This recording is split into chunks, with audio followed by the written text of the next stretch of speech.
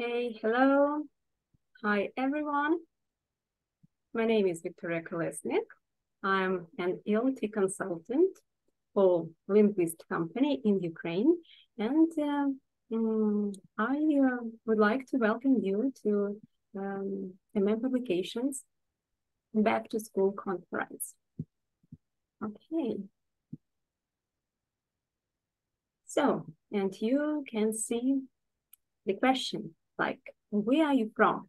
And to answer this question, I ask you to join slido.com and enter the numbers that you can see. Okay, I see Dnipro. Or you can scan the QR code and type the name of the student. Can you? Okay. Nice to see you.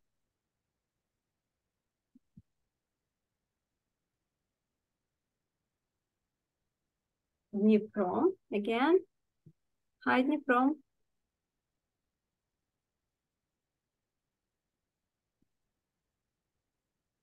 Золотоноша.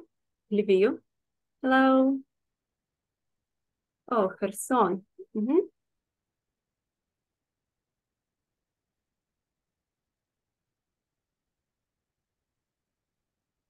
Київ. Hello.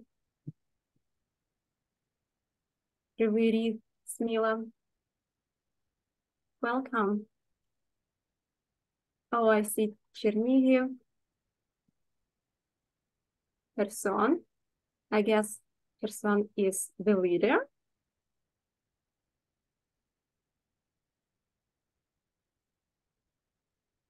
Жмеренка. Ага. Бердичів. Суми. My hometown. Hi. Луцьк. Yeah, I see.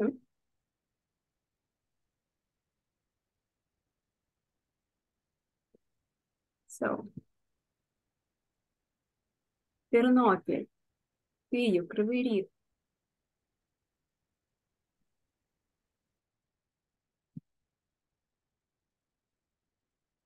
So many of you today. Greece. Hi. Okay. Черкаси. Yeah, that's awesome. Запоріжжя. Hello. Жмеренка. Yes. Закарпаття, we can see.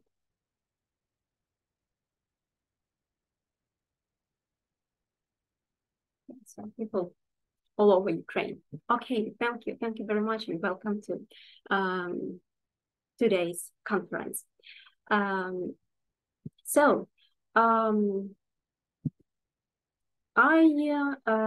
want to tell you that today we have two topics, and our international speaker and coach, Greg Sideropoulos,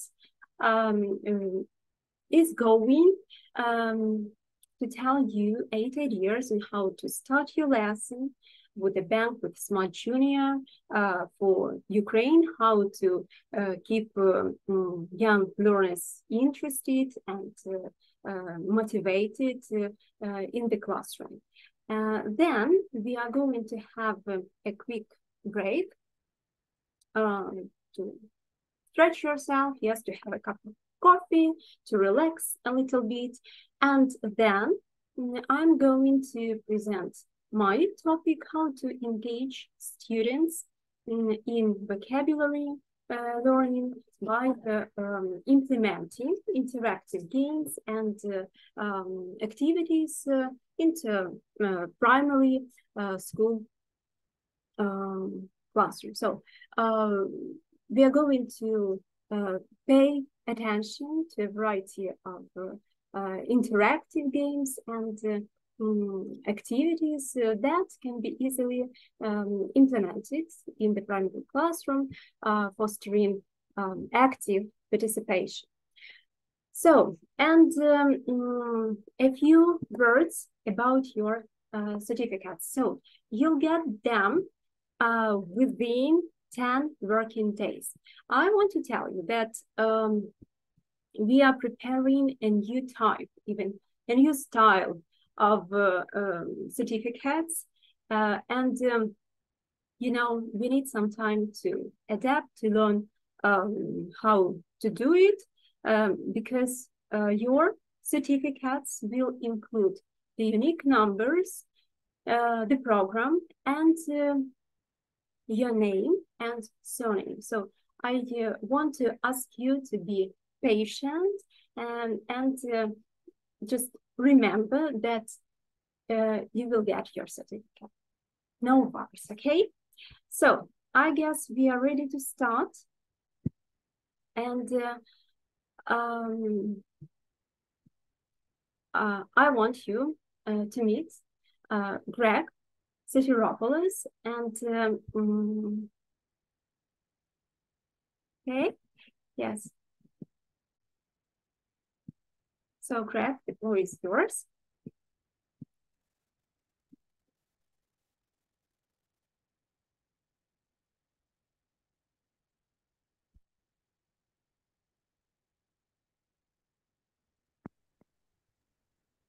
Hello, hello, hello.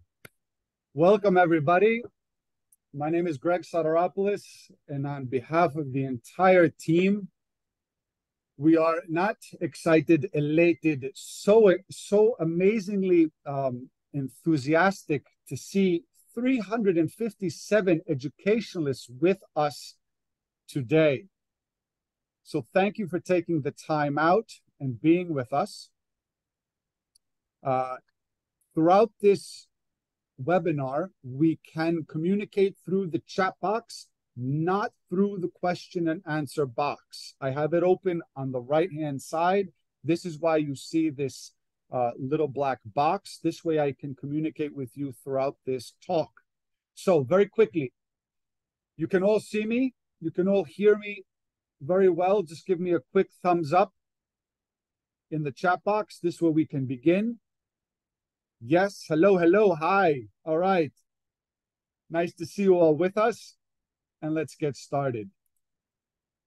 8 ideas on how to start our lesson with a bang. Now, it's without a doubt that education today, more than ever before, has become a lot more challenging, right? Throughout the world, teachers have found that after COVID, our future global agents of change, our FGACs, our students, have come into the classroom either virtually, hybrid, or face-to-face with other needs that they're looking for when it comes to learning the language. One thing that we're going to talk about today is trying to engage our students. And in doing so, I'm going to do it through one of the resources that we share with you, and that is Smart Junior for Ukraine. Now, it's tiring, isn't it? Being a teacher is not easy. It's one of the most difficult jobs in the world, right? I mean, if you disagree with me, then you're doing a great job. What can I say? Hello. And so people don't understand just what goes into teaching. It's mentally exhausting for us teachers, physically exhausting for us teachers, and now we have found that it is also emotionally exhausting. So before I get into the first idea and the first story, I just want to say thank you.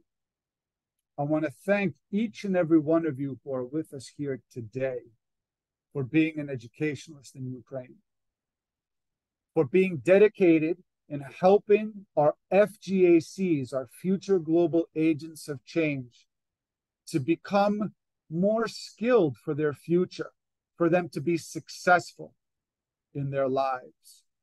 Okay, so let me introduce you to Mrs. Taylor.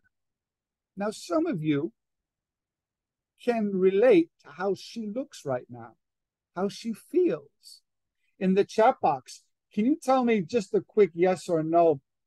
Have you ever felt like this in the classroom where you say, oh my goodness, this isn't working. These wonderful angels of mine are just not getting the lesson, the concept, the function. Everybody's saying yes, yes, yes, yes, yes, yes, yes, yes.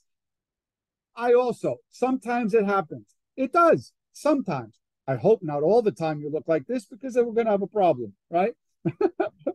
So what happens is we sometimes get into a rut, right?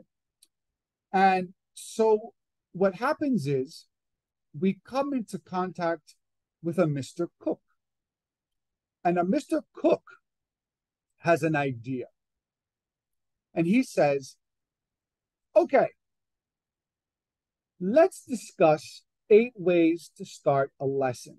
Because let's face it, the first interaction we have with a student, whether it's on a video, through a virtual lesson, or face-to-face, is having those first, let's say, 1 to 3 minutes be as exciting as possible, right?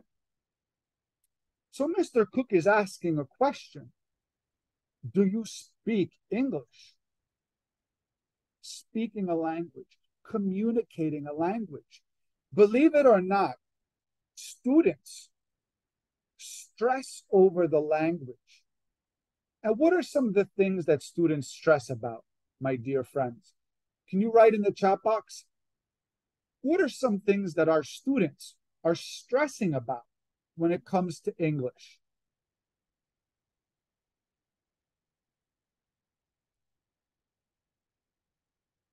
Yes, communicating, opening up their mouths and actually having to speak and say something, making mistakes, rules, tests, being afraid of making mistakes, being afraid of talking, right? Grammar, oh, yes, because they think grammar is speaking. They think grammar is the language, which is not. It is the micro skill of English, right? Pronunciation, misunderstanding, tests, right? Speaking, lack of competence, grammar rules. Oh, those rules of grammar where they just stress about. They are afraid of many things. That I like very much. It's all of these things that we're talking about. Being afraid of being laughed at, right? So lack of proper vocabulary. Well, let me conceptualize all of these wonderful answers that you have given me.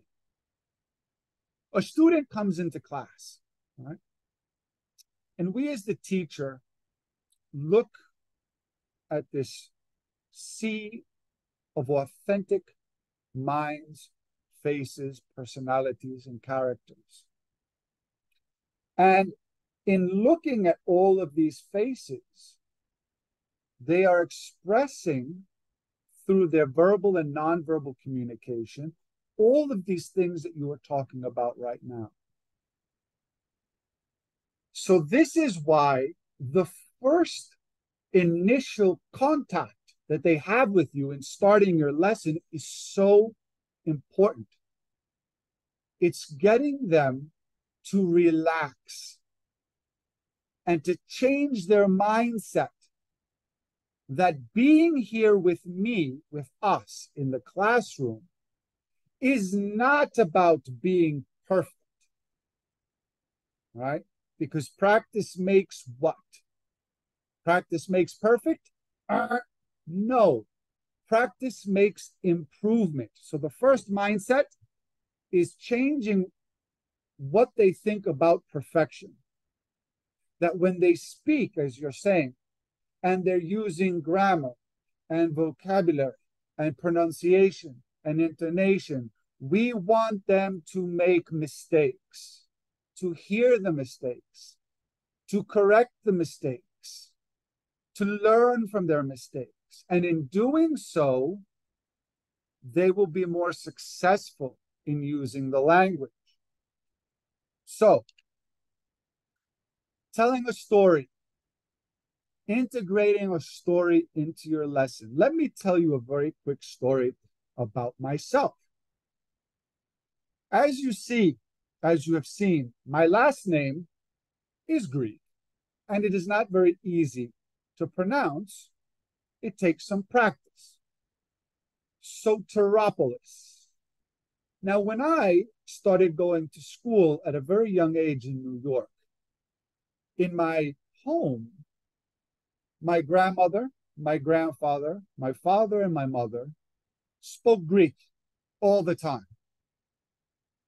So, can you think of what happened when little Greg walked into preschool for the first time and the teacher asked me what was my name? I answered and said, Greg Sotiropoulos. What do you think the other kids immediately did? What do you think? When I said my name with a Greek accent? Yes, exactly. Full on laughter. And how do you think that made me feel? That made me feel like I was inferior. Yes, confused, shy, upset, embarrassed. Yes, very much so. And I was in preschool, going into kindergarten, awkward. And so the teacher at that time, and we're going back quite a long time ago, she did not manage that correctly. And so when I went home that day, I immediately told everyone in my family to stop speaking in Greek.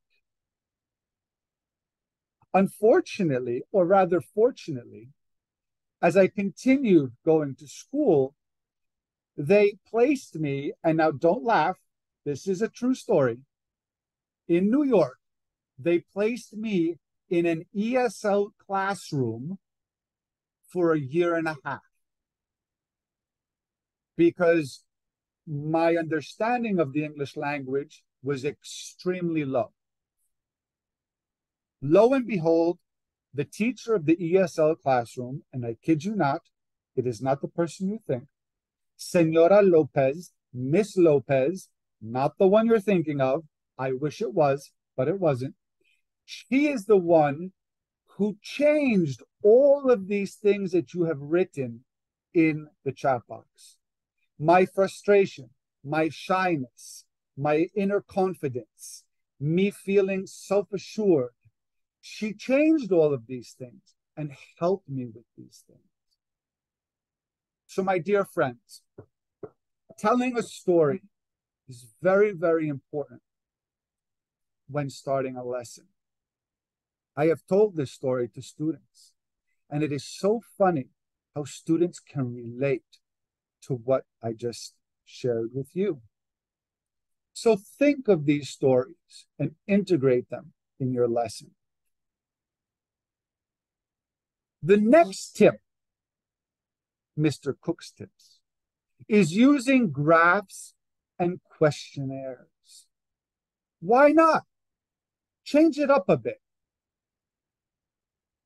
So, stretch out your fingers, and I want you to write in the chat box if you agree, A for agree, SA if you strongly agree with the sentences you're going to see, D for disagree, and SD if you strongly disagree.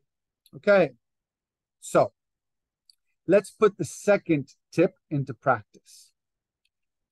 Students can benefit greatly from graphs and questionnaires at the beginning of a lesson.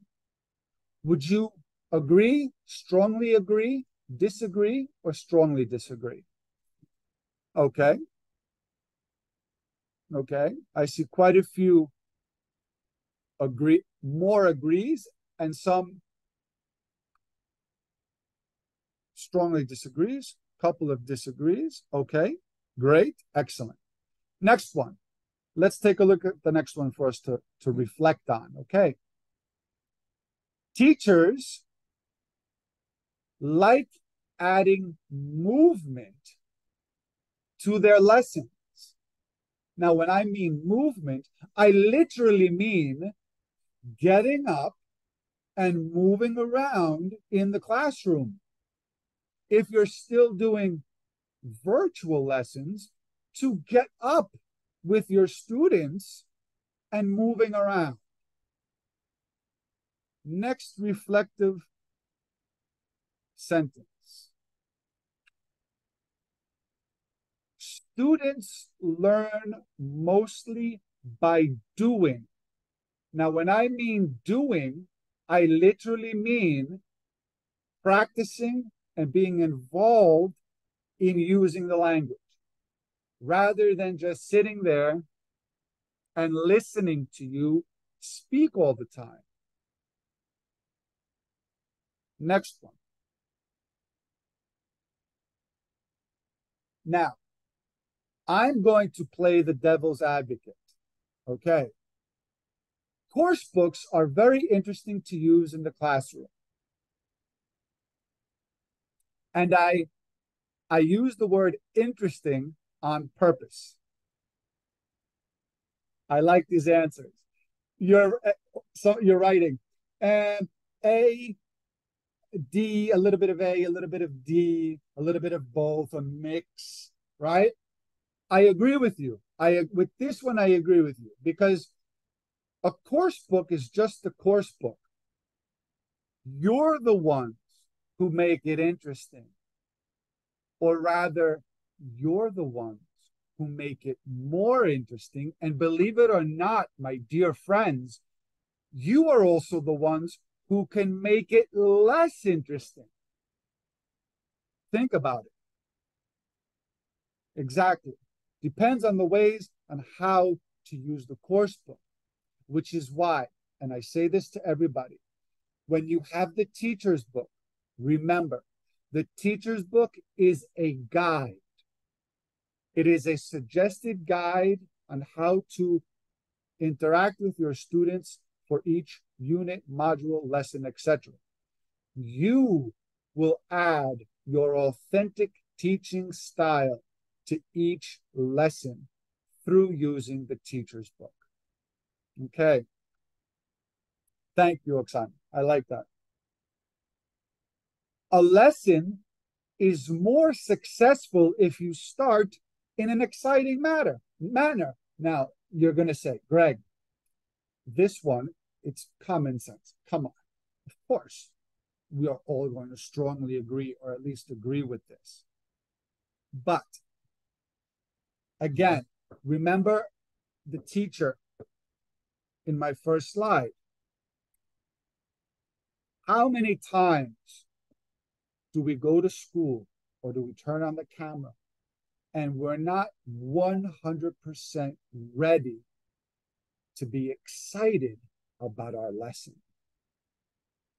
Now, this is where we have to be careful, because our students observe every single thing that we say, that we do, and how we react with our facial expressions and our body language. So if you're not excited about the lesson that's going to take place in the next seconds, neither will your students. So, hands up if you think that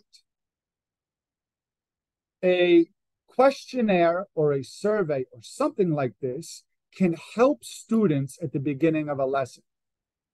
What do you think? In order for me to take this one step further, let me share with you this example from Smart Junior. Okay. This is an optional activity that we share with you in the teacher's book. I am such a fan with optional activities because I use optional activities actually at the very beginning of my lesson. Now you may say, Greg, wait a minute. How can we do this as an optional activity at the beginning of a lesson where it's teaching so many things?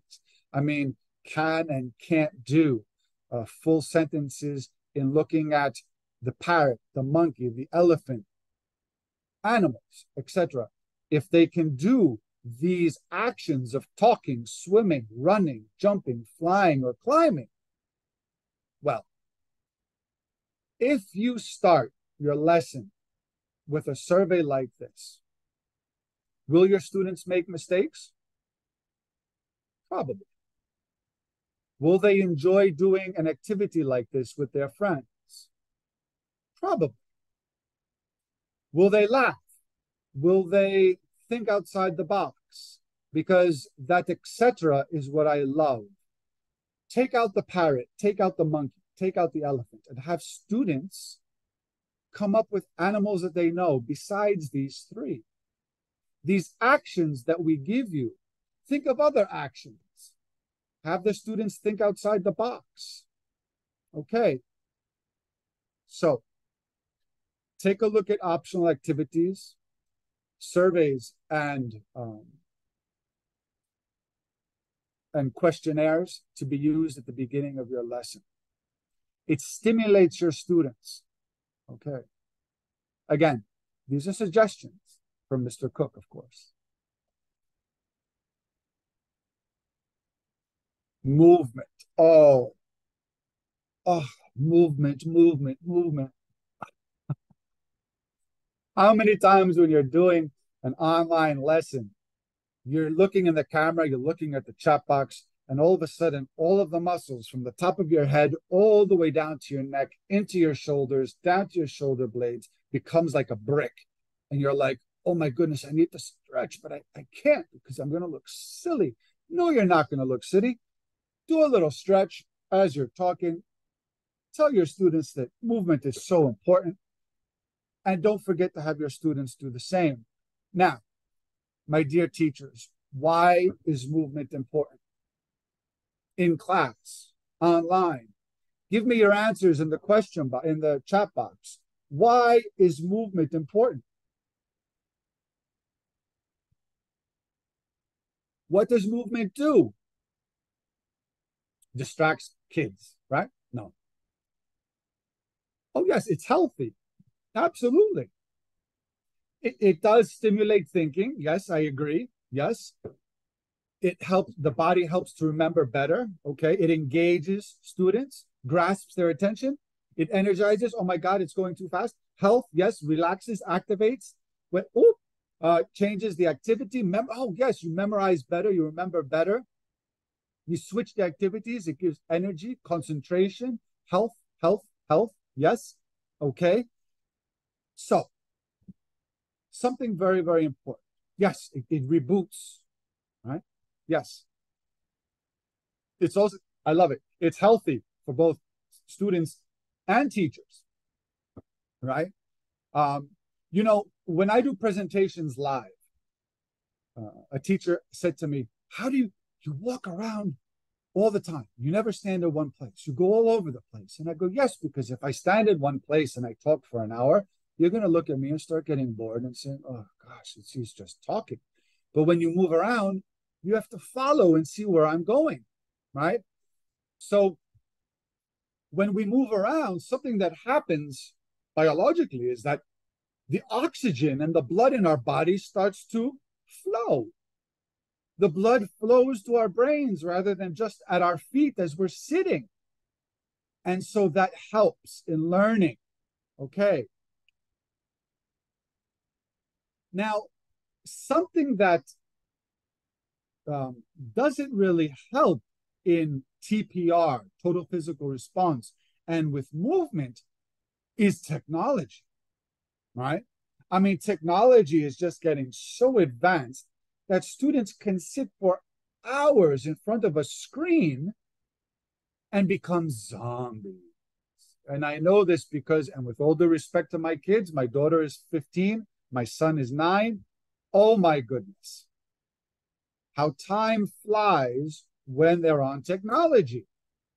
So we have to be very careful in our classrooms and our online lessons to make sure there are no distractions for our students, right? So something that I share with students around the world is when we have our environment, right, in our learning environment, we need to make it as engaging as possible and for students to work together on projects moving around the class and making the class as, let's say, giving students food for thought when it comes to using the language. Here, as a visual prompt, it says it's a small world after all, with a map, right? With pins on the map, with pictures that students have found on the internet, printed out or drawn by hand, and finding different places to visit around the world. Students get up, they work all together in seeing where in the world did they find that particular place to visit. You can assign it to them or assign a few to each student and have them use string and then talk about what they found. Now, Greg, how can this help before a lesson or at the start of a lesson? Well, places, things to see, places to go, depending on the topic of your lesson or of your unit. And sometimes, guys, it doesn't have to relate so much to the lesson, right? You can sometimes deviate from your lesson. It's what I call a teachable moment. Okay. It's making these teachable moments so important because time is precious, but teachable moments are priceless. Yes? So these are what I like to call gallery walks, where students, after they're done with this project, can invite other students to do the same or to come and see what they have conducted, what they have created. You can also maybe do this in the hallway of your school. Okay. Now, when dealing with movement, we have to be very careful with what happens when we use TPR activities. This is what I call constructive chaos. It says set ground rules. Now, why did I put the word rules? I did it on purpose. Can you finish this statement in the chat box? Rules are meant to be what? Rules are meant to be, don't be so kind. Think like a student. Think like a student.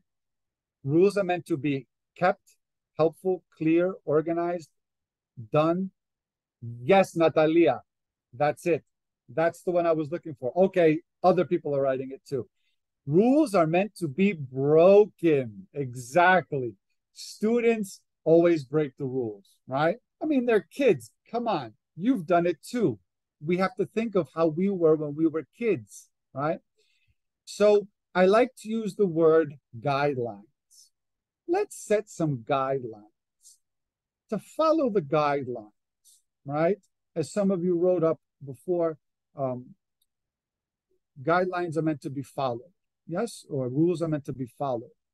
All right. In the mindset of a child, they break the rules. Okay. So let's set some ground guidelines. Okay. What are some of the guidelines that we can have in our class? Let me share with you a very quick story. Story time. When I was a student teacher almost 28 years ago in New York. I went to a primary school for my last 4 months of university to teach alongside Miss Diane. Miss Diane was a third grade teacher, a lovely teacher, an experienced teacher, an amazing teacher. I learned a lot. And so she is the one who told me that rules are meant to be broken, but let's think of guidelines, right? Another word she used, and let me write this down for everybody, are pillars. To set pillars in the classroom. And these pillars, she had a few. She wanted me to come up with my own with the students. And let me share with you what these pillars were. Okay. The first was trust. Learn to trust one another. Trust me, and I will trust you. Trust. Honesty. To be honest with one another. I will always be honest with you, and you be honest with me. Openness. To be open with what you're thinking, how you're feeling, your opinions. Okay. Trust, honesty, openness. Love / kindness / caring for one another. Be nice. Forgiveness. And the final one was respect. So these were the pillars that I came up with 28 years ago, starting my career as an educationalist. And these were some of the guidelines that I had in my class. And from these guidelines came other guidelines that the students came up with. So when you're doing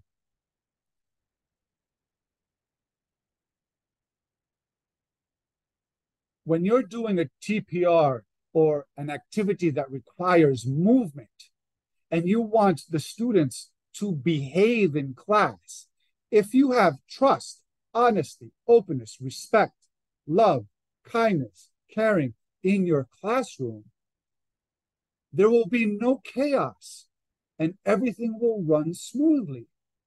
It helps with classroom management. So, movement. Students will focus more, okay, and be able to process cognitively the concepts and the functions faster. As you also said, it helps in memory retention. It does. And, oh man, this is so important. Stress. We need to increase the dopamine and the serotonin levels in the body, okay, in the mind, in the brain, to have students happy. Not, I mean, okay, sometimes it's hard, I know. I mean, students sometimes are not happy in class, but we can try our best to make them happy. Okay. Now, in doing this, all right, here is an example. Party time, right? Excuse me, sorry, where did that come from? You change in a moment, in a second, how you speak, how you react, how you engage them.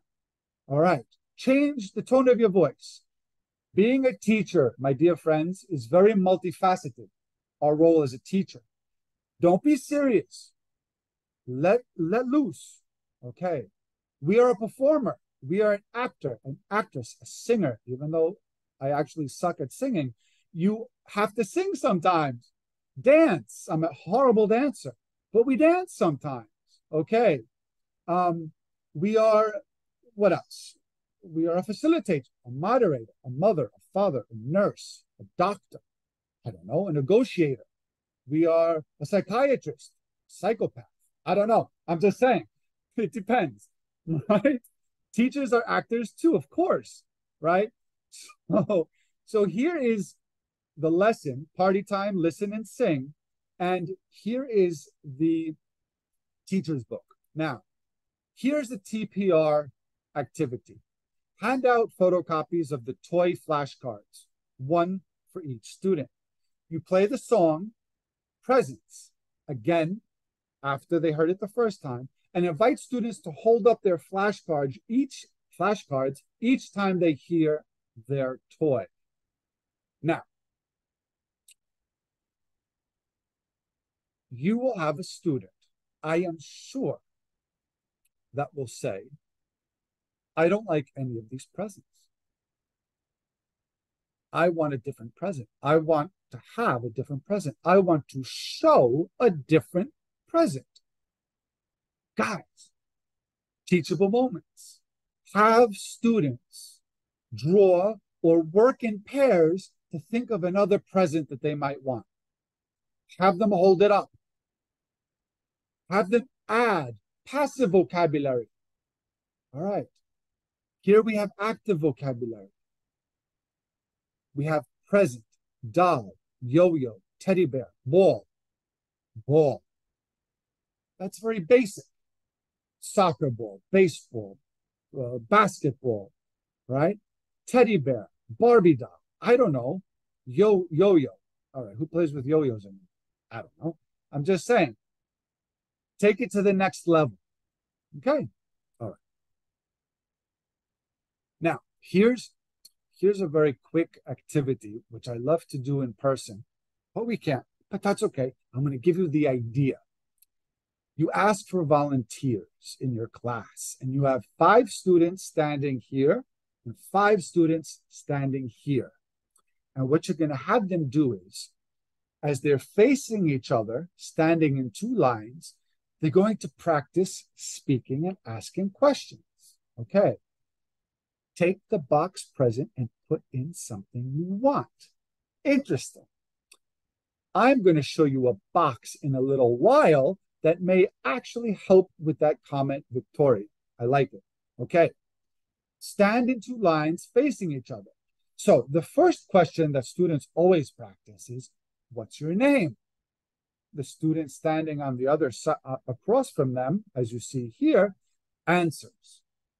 The next student practices, the next student answers. And that's how it goes. Now, of course, the 5th student will have heard the other student speaking, will have listened to their mistakes, and it's easier for them, right? Now, when you get to the next question, how old are you? You don't start from the beginning again. You start from the last student who answered, and they have to answer the second question first. Got it? Good. Now, when I do this with teachers, I like to ask some other questions. What school do you teach at? Where do you come from? What do you do? Let me ask you this, dear teachers. When you're teaching primary and they're learning these 2 questions, what's your first name? How old are you? Let's challenge our students. Isn't that what we're supposed to do as educationalists? Challenge our students? Don't assume, but rather push them a little bit further. What's the opposite of first, dear teachers? What's the opposite of first? Chat box? Thank you. Last. Excellent. Easy cheesy, lemon squeezy. Last. So let's remove the word first and let's put last in its place.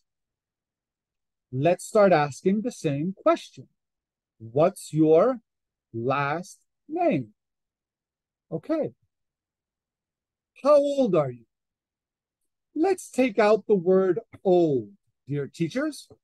What can we replace old with? Chat box. Let's see. Chat box. Strong. How strong are you? Tall. How tall are you? Young. How young are you? Okay. Anything else? Any other ones? Think outside the box. Strong. Okay. What else? Brave. Love it. Clever. Beautiful. Love it.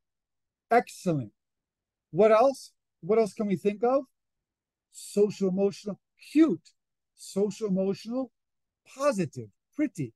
Creative. Freaky. I think you teach older students, yes? Okay. Curious, communicative, good, quick, lucky. I love it. Good. Do you see? I give you the seed, and I'm giving you many other things to think about around this activity. All right, guys. All right, let's keep going because as I see, time is ticking. Bring an object into the classroom. Now, mystery boxes. You said about the box before. What can we do with a mystery box? What do you think would happen to students if they come into your class or in an online classroom and they see in front of the screen or in front of the class this huge box that has mystery box written on it and it's closed up? What do you think would happen? What do you think would happen? Increases their imagination. They will become interesting, right? You call it magic box. I love it. That's great. Magic box, magic. Even that's better. Magic box. Because mystery is like a little bit scary, mysterious. Magic is like, whoa, right? Cool, curious, right? Students will become motivated to maybe ask questions, to speak, to guess what's inside. There are no limits, right? Surprised, magic moments, magic box, love it. Okay, many of you are writing one word, which is so important, and that's curious, making students curious. And what happens with curiosity? Questions, asking questions, right? Being inquisitive, making mistakes. That's it. Good. So, what's inside the box? They can shake the box. They can listen. They can come up with some ideas. Will they open the box? No, I don't want them to open the box. Because the next question I ask with this magic box, this mystery box, is, okay, based on your answers, what do you think today's lesson is going to be about? Oh, so wait a minute. Now we're connecting the lesson with the box, Greg? Yes, that's what we're doing. Now look at this lesson from Smart Junior. It's about food from different countries, right? Now, I'm not saying to put soup inside the box or a meat pie inside the box because that will become a little bit messy, a little bit smelly, but you can use this as a guide and to put other things in the box. Pictures, yes. Cultural foods from Ukraine inside the box. Okay. And then what you do is flags. Yes, Victoria. Photos. And what you do then is open up the box and have students reach in, feel what's in the box. Realia, exactly. Schema theory, I love it. Yes. Toys, of course. And have them pull things out of the box and talk about it. Okay. All right. Videos. I'm laughing because my son can sit and watch YouTube shorts and Facebook reels and TikTok videos for hours, literally for hours. And I asked teachers, and I go, do you use videos in the classroom? How do you use videos? and teachers would say to me, please answer. You can answer in the chat box. Do you use videos, and how do you use them, right? And teachers would write, oh, yes, documentaries and this and that. And as a flipped task, yes, being as a flipped classroom activity. And I always tell teachers, use more TikTok videos, reels, shorts. In Netflix, the documentaries in Netflix, when students start to, especially if they're interested in soccer and nature, when they watch Netflix, to listen to it in English and to put subtitles in English. Okay. Vocabulary, discussion, prediction, discussion, rest time. Yes. Yes, absolutely. So what do videos do? It sparks interest. It creates background knowledge, enables you, the teachers, to create blended learning or a flipped classroom, create opportunities with student feedback, provide authentic learning opportunities. Learning opportunities, as someone just wrote, where are you? Victoria, Katarina, Yulia, that to make their own videos. Yes, absolutely. Do it. Push the limits. All right. Now, how can we help them with this? How can we help them with this? There's a video I want to show you. All right. And when we cartoons, when we show videos or reels or any type of resources like this, we have to ask them some questions, okay, so that they can get ready to pay attention. The students, sometimes they can become disengaged. This focus question is for the next video I'm going to show you. Name the animals in the little film that I'm going to show you. Okay, easy. You're going to write this in the chat box. You're going to name the animals in the film I'm going to show you. It's a very short little film. Okay, it's part of a film. All right. So, who's got this? I'm not going to press play yet. Yes. Panda. Very good. What kind of a panda? A cat. Okay. Where is this from? Come on. Come on, teachers. What kind of a panda? Giant panda. Yes. Come on. Red panda. China. Keep going. Kung Fu. Yes. There you go. Kung Fu panda. You got it.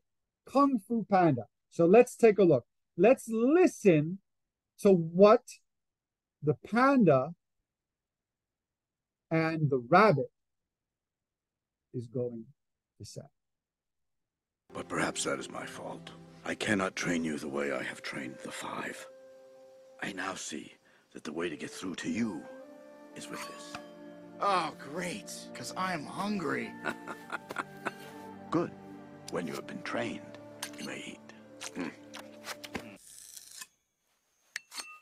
Enjoy. Hey! I said you are free to eat. Have a dumpling. Hey!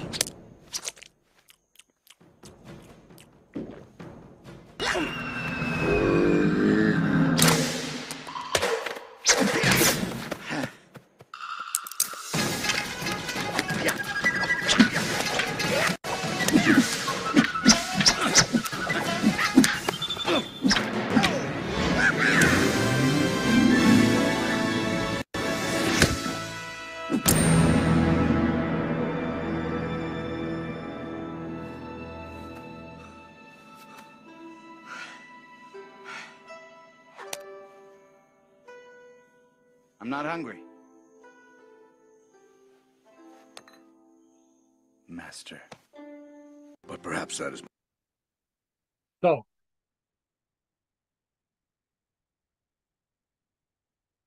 Is that how we look sometimes when our students get the difference between present simple and present continuous? And our students are saying, I can speak and not make mistakes in grammar. So it's finding our students' strengths, reinforcing their weaknesses, having them surpass what they think they don't know by practicing more and more, because that has them improve. So when we show something like this to our students and we give a focused question on what animals are in this little film, we take it to the next level and we ask our students, what is the relationship?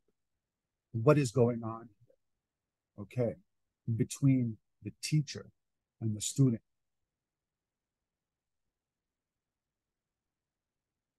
And finally, starting with a mistake. Starting with a mistake, Greg. I'm a teacher. I don't make mistakes. Greg, I'm a teacher, man. I don't make mistakes. No. Guess what? I make mistakes all the time when it comes to grammar because I'm from New York. New Yorkers don't know grammar very well. Never was taught grammar. Couldn't really care about it. And the way I speak, if I really spoke in my New York accent, half of you would laugh at my accent. Now, why am I saying this? Because you make mistakes. And guess what, dear teachers? If you allow your students to raise their hands when they hear you making a mistake and correct your mistake,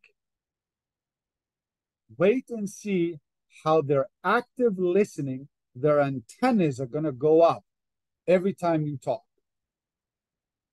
Because that's what's important.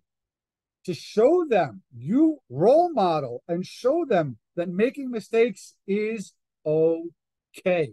It's okay for you to make mistakes, because making mistakes is proof that you are learning. You must create a nurtured environment that allows students to feel that when they make a mistake, it's okay. And how do we do that? Trust, honesty, openness, respect, kindness, just being nice. Right? Okay. So I'm going to end with a riddle and a quiz because I see that time is at its end. And what better way to end a webinar than with a riddle or a quiz? What better way to start a webinar or a class with a riddle or a quiz? In the chat box, here we go. I want the answers very quickly. What letter of the alphabet is an insect? Come on, guys. Let's end this with a bang. Come on. What letter of the alphabet? That was very close. Ant. B. Very good. Love it. Next one. Put on your thinking caps. It's going to get a little bit more difficult. What letter of the alphabet is part of the head? Love it. Good. Oh, arm. Arm? Eye? Nose? Come on, guys. What letter of the alphabet is part of the head? I. Excellent. Next one. What letter of the alphabet is a drink? Oh, you are very good, Natalia. Olena. Sorry if I mispronounce your names. You have such unique, beautiful names. Love it. T. What letter of the alphabet is a body of water?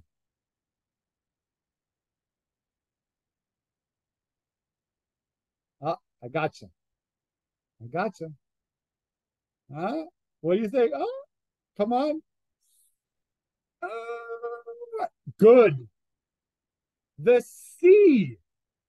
Very, now you're going to say, Greg, C is with an S, not with a C. That's not what I asked you. I said a body of water. Okay. Up for discussion? Not a problem. So, Smart Junior has these type of riddles, these type of quizzes. Find them, use them at the very beginning. Which is bigger, a gorilla, a monkey, or Greg? I don't know. We'll see. That's up for discussion.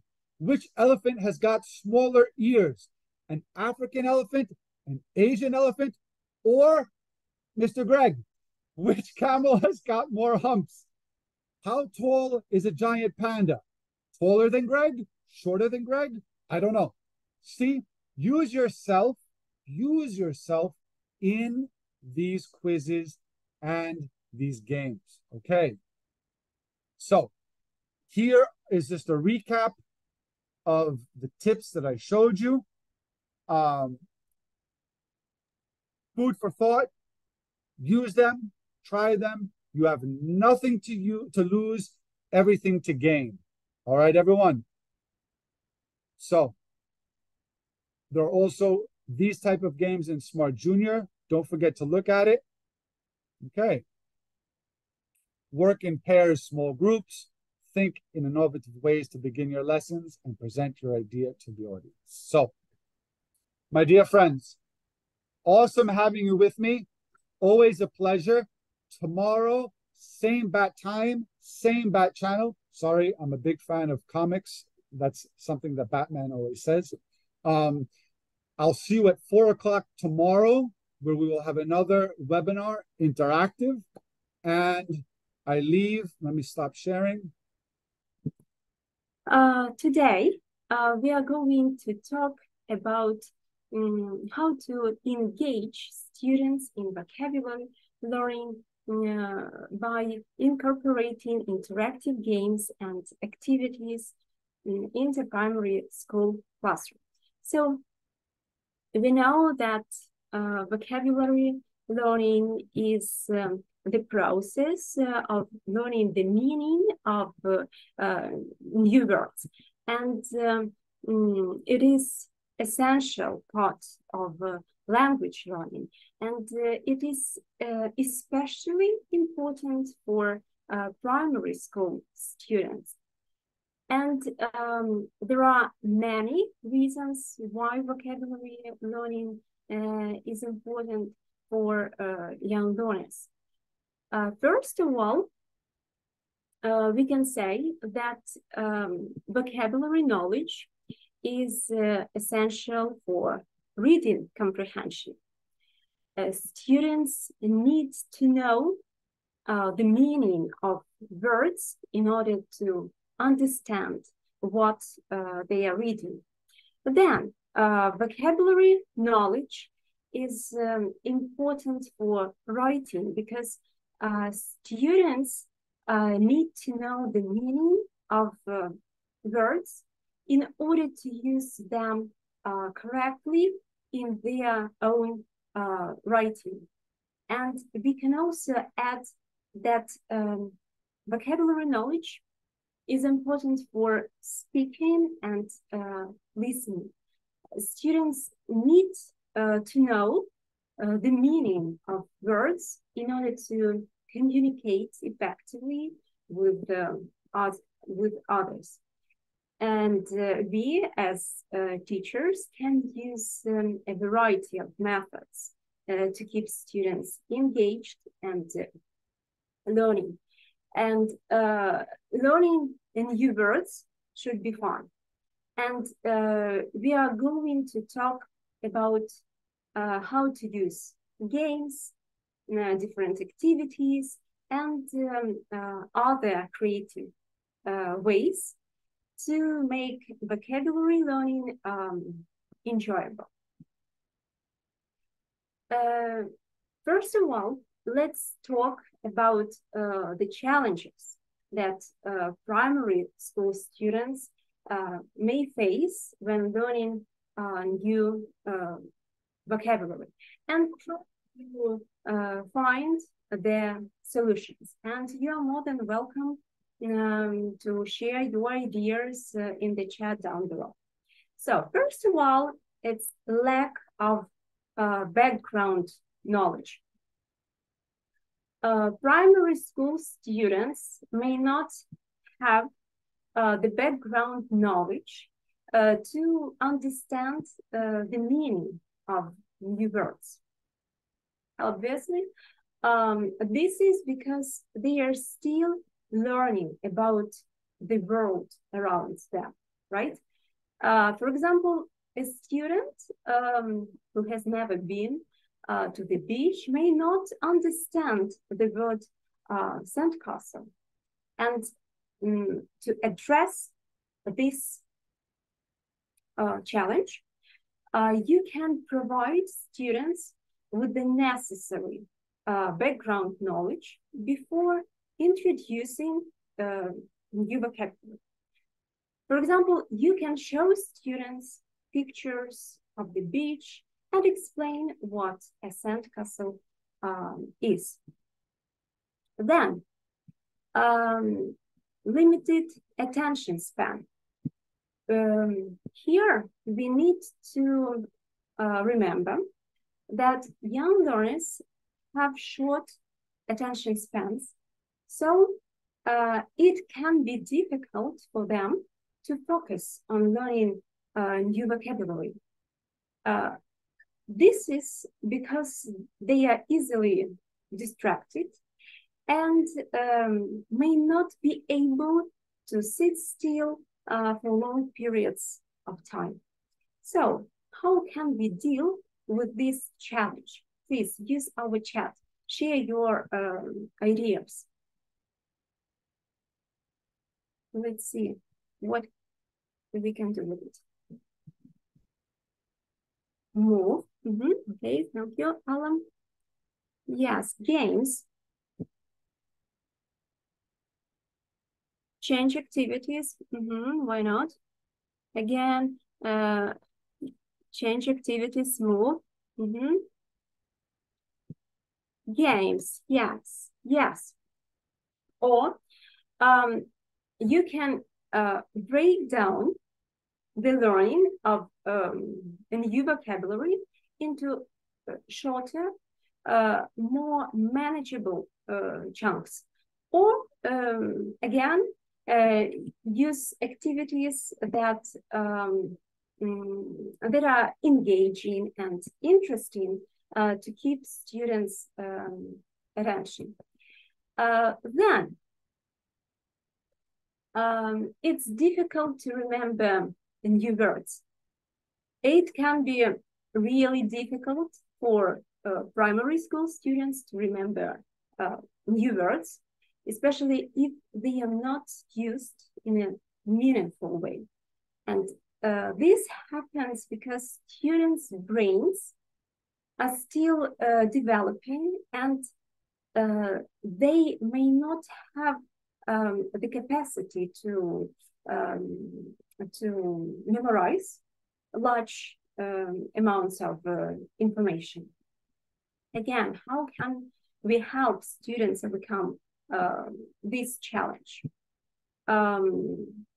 You can help students to learn new words by using a variety of techniques such as repetition or association and context clues, or you may encourage your students to use new words in their own writing and speaking.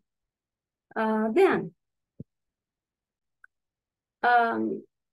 some words may be confusing for young learners because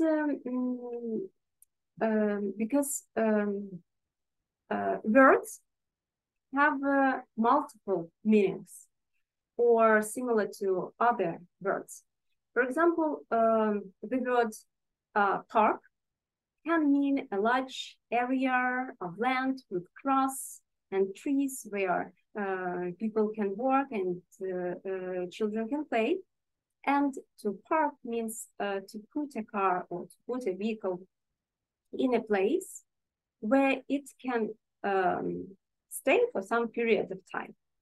And to respond to this challenge, you can help students to understand the different meanings of words by providing them with clear definitions and examples, or you can also help students to learn how to use context clues to determine the meaning of a word in a particular sentence. And primary school students may not be motivated to learn new vocabulary, especially if they don't see the relevance of it. They may not understand why they need to learn new words or how they will be helpful to them. And to address this challenge, you can help students to see or to find the relevance of new vocabulary by connecting it to their own interests and experiences. You can make learning new vocabulary fun and engaging by using games, activities, and other creative approaches. And there are many different ways to teach vocabulary to primary school students. So let's talk about direct instruction.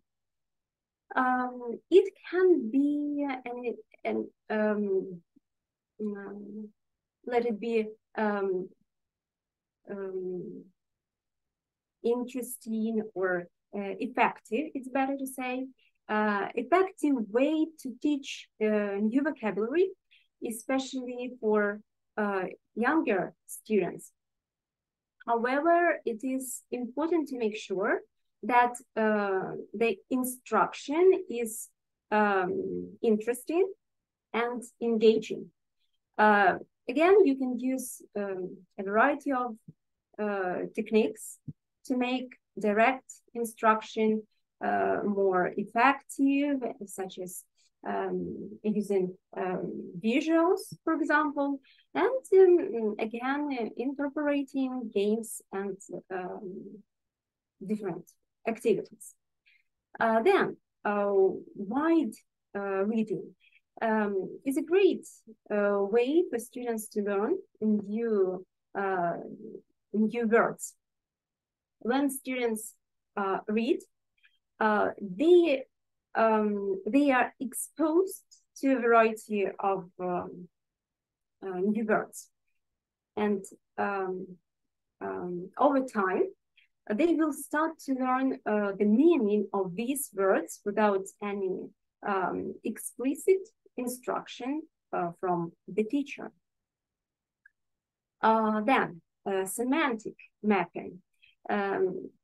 This is a visual way to represent the relationships between words.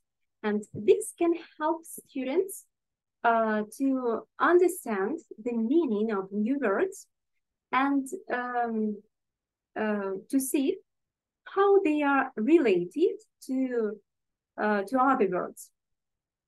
To create a semantic map, just start with the central concept in the middle of a piece of paper.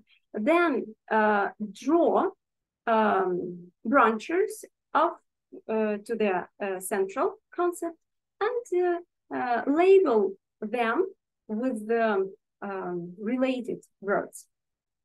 You can also draw connecting lines between words that are related in some way. For example,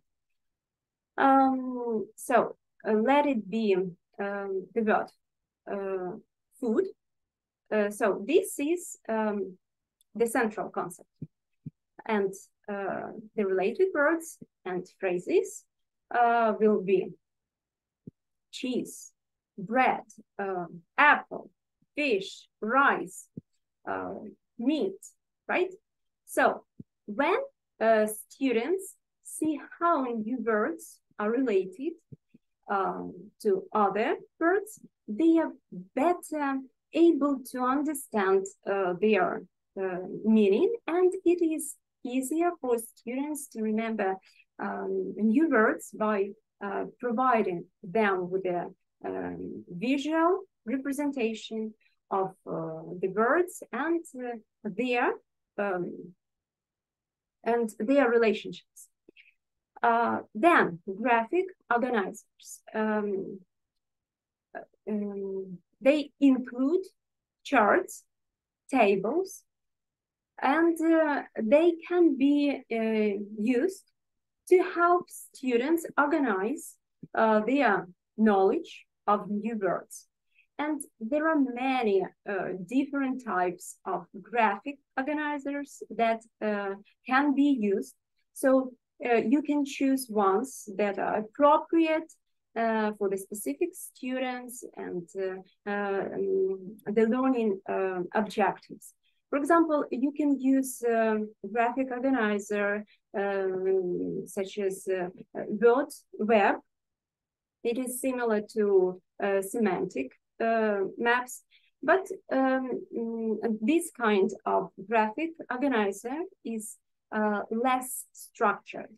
And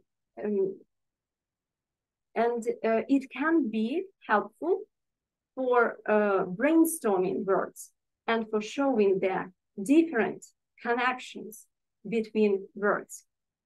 And word games and activities can be a fun and engaging way to teach vocabulary. These activities can help students to learn new words, practice using new words, and remember them. So let's pay attention to this method of teaching vocabulary in the primary school classroom. And there are definitely some benefits of using interactive games in vocabulary teaching. So when students are having fun, they are more likely to be motivated to learn. And interactive games and activities can make learning fun by implementing elements of competition and cooperation. And they can also add more fun by using visuals or humor or music. And interactive games help students to learn new words in a meaningful way by connecting them to their own experiences and interests. For example, a game that asks students to act out the meaning of a word is more likely to help them remember the word than a game that simply asks them to memorize the definition. Interactive activities provide opportunities for students to practice using new words in a variety of contexts. This helps them to remember the words better and to learn how to use them correctly. Again, we can say that a game that requires students to use new words in sentences is more likely to help them learn how to use the words correctly than a game that simply asks them to write the words down. And there are many different types of interactive games. So you can choose ones that are appropriate for the different learning styles of your students. For example, a student who learns best by listening might enjoy a game that involves listening to audio of new words. And a student who learns best by seeing might enjoy a game that involves looking at pictures of new words, right?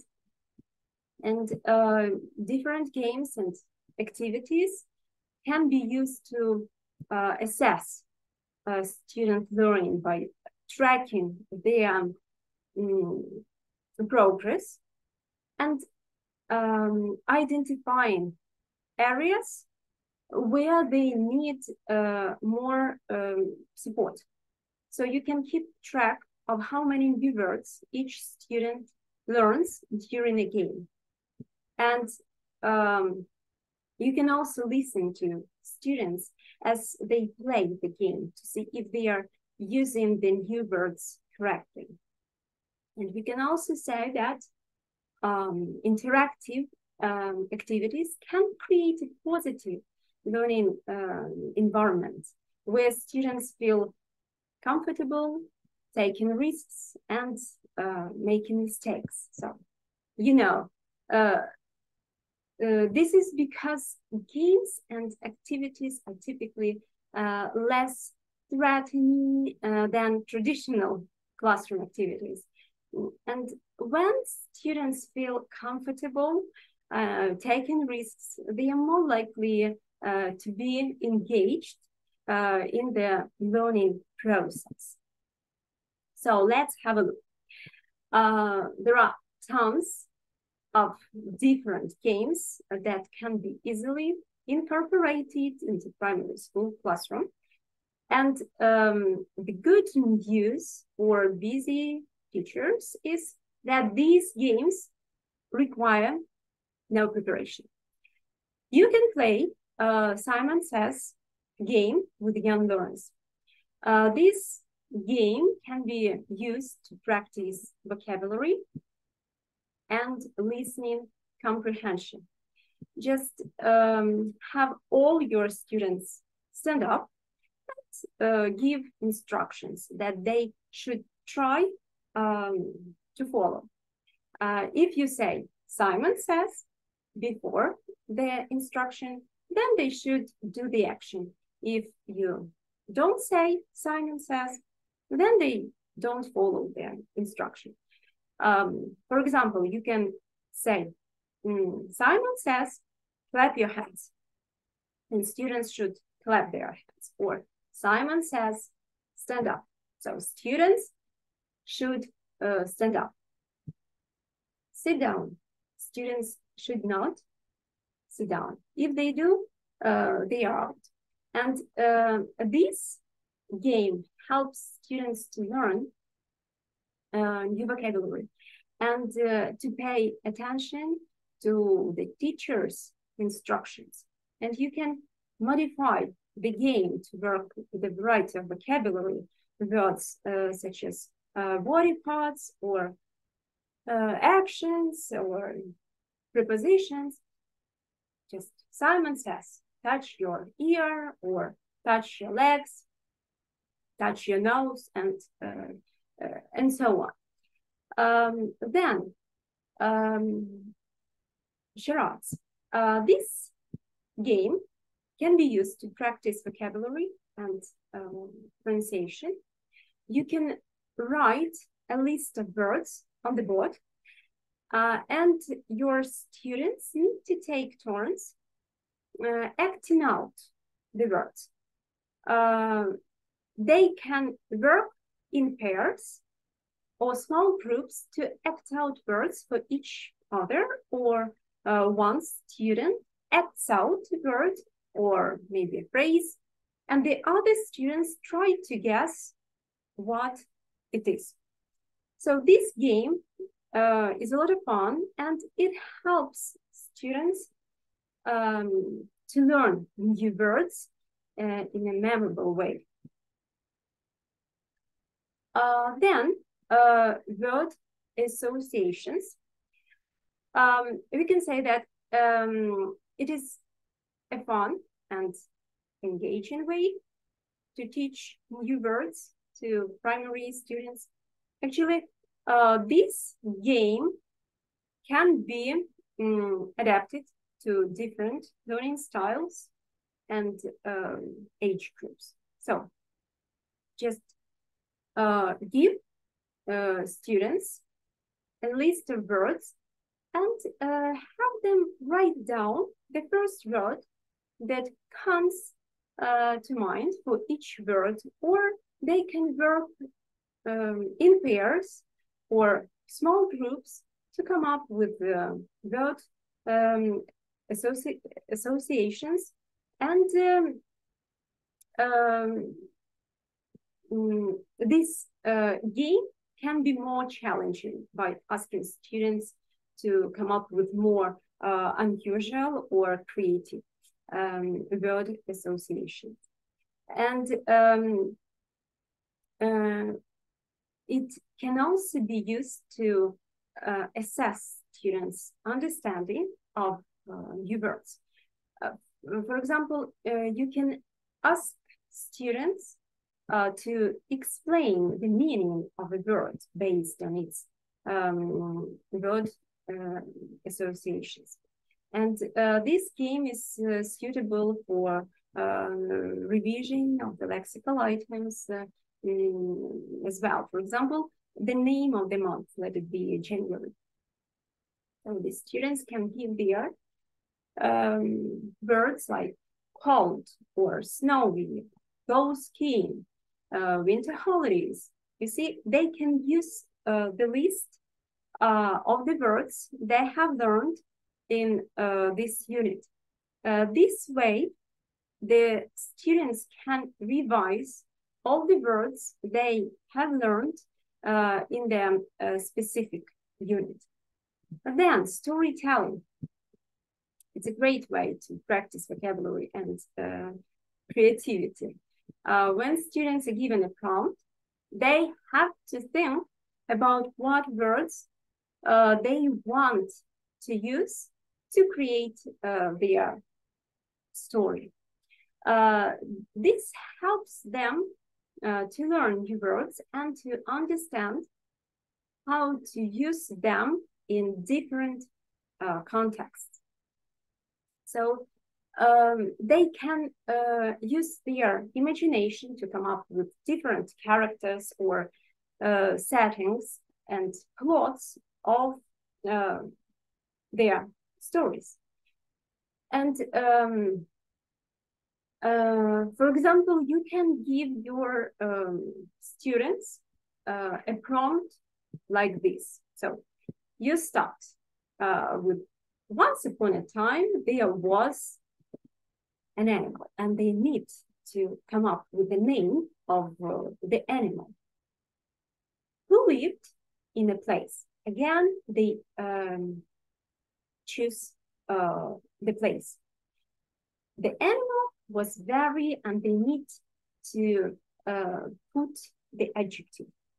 One day, the animal met another animal, so they need to think of other type of animal. So the two animals became friends, and they had many adventures together. Or a character, again, students need to think about the character. They want to make up a story. Like a character was feeling very and to put emotion, maybe happy or sad, something like this.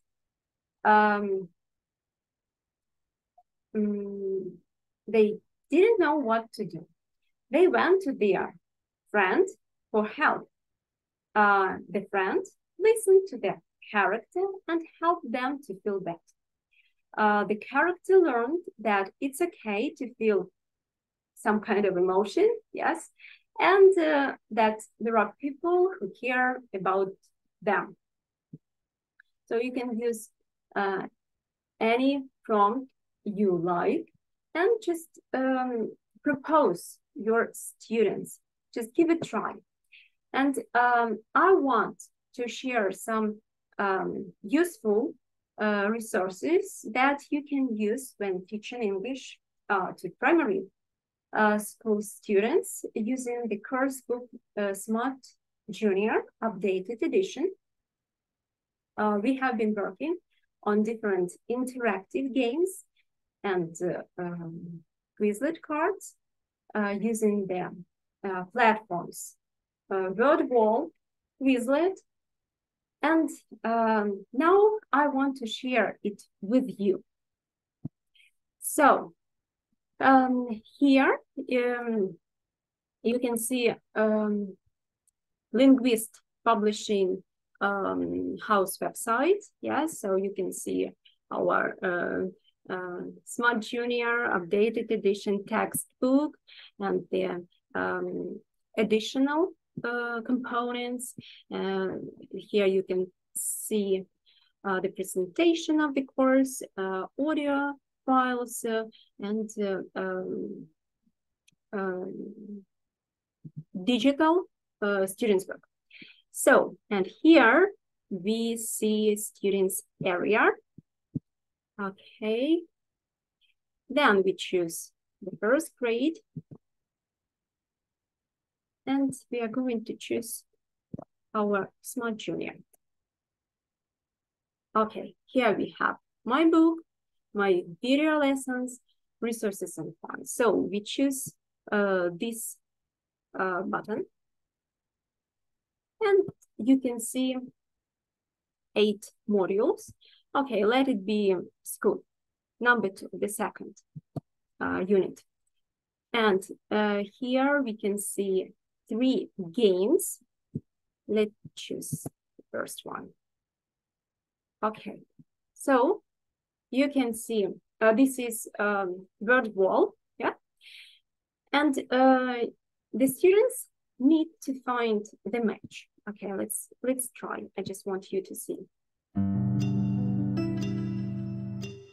It's pretty engaging for young girls, yeah?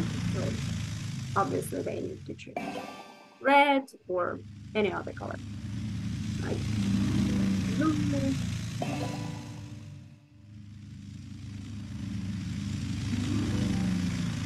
yellow, yes. So something like this. Okay, and what about the second game? Then let's choose the second game. Let's see. Again, they need to find the word. Okay, for example, ruler, yeah? So here, and then they need to match the clue. So you see, or let it be pen or pencil. Okay, and they match. So you can use it in class. And the third game, and airplane. This is my favorite. My daughter likes the word.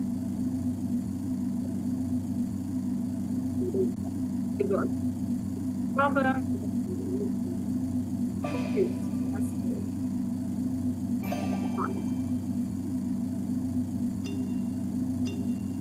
Yes.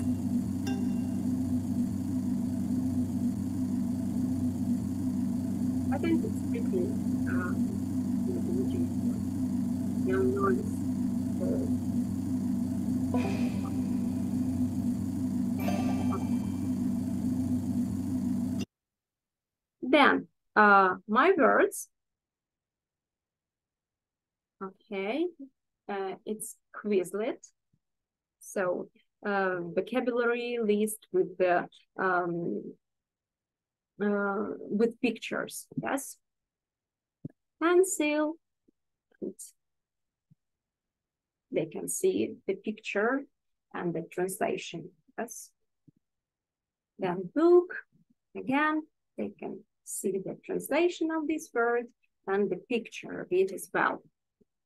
Okay, and what about my audio? So, actually you can see this website, and you can see the audio for each module of the book. And what is more important here, you can see teachers resource pack.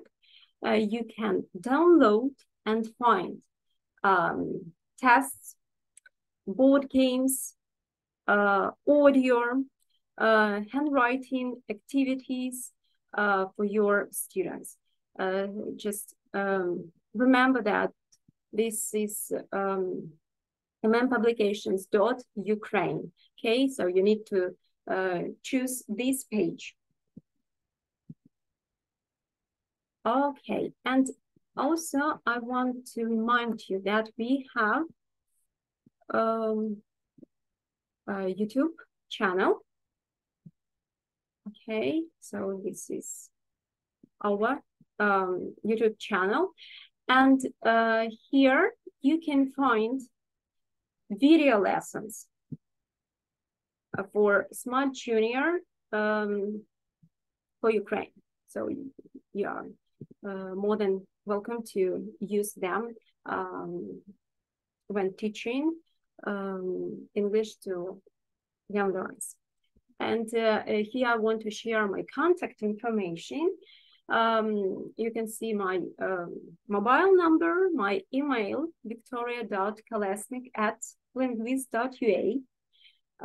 Also, I want to invite you to subscribe to our Facebook page. Yes, and you can see this QR code, so you can scan this code, and it will be easier for you to find our Facebook page. We usually inform you about our events, our webinars, and we share some additional teaching materials that you can use in your work. Yeah. So again, thanks for taking time out of your day. Thanks for attending the webinar, and I want to tell you that I will be waiting for you. Tomorrow we have 2 more sessions with Greg Siteropoulos and Yana Sverdlyuk. So we are going to talk about how to develop students' skills and how to reach or to achieve desired goals in teaching grammar with full ++ for Ukraine. So tomorrow we are going to talk about secondary school students, okay? So don't miss this opportunity to learn and find out more. Okay, so thank you very much. Yeah, I see lots of thanks. Thank you. See you tomorrow. Goodbye.